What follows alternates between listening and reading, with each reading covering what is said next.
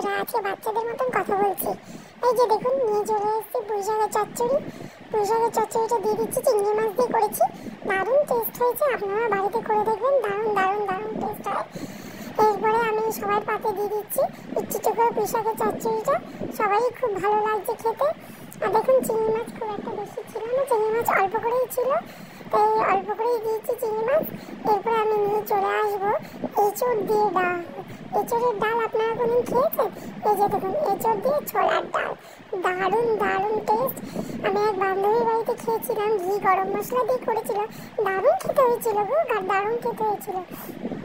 তাই জন্য আমি এঁচড় দিয়ে ছোলার ডালটা করেছি, আপনারা বাড়িতে ট্রাই করবেন। আর এই রেসিপিটা লাগলে মৌসুমি রান্নাঘরে অবশ্যই জানাবেন কমেন্টস করে। আর কেমন লাগলো পুরো রেসিপিটা আর এই পুরো খাওয়া দাওয়াটা কেমন লেগেছে সেটাও কিন্তু আমাকে অবশ্যই কমেন্টস করে জানাবেন। এরপর আমি সবাইকে দিয়ে দিচ্ছি। এরপরে চলে আসবে এই যে, এটাই হচ্ছে স্পেশাল জিনিস, মাছের কালিয়া। দারুণ, এখানে দু রকম মাছ আছে। এখানে দেখুন তেলাপিয়া মাছ আছে, আর তার সঙ্গে আছে কাতলা মাছ। দু রকম মাছ ছিল, কেউ কেউ তেলাপিয়া মাছ খেতে ভালোবাসে তাকে দিয়েছি, যে কাটা মাছ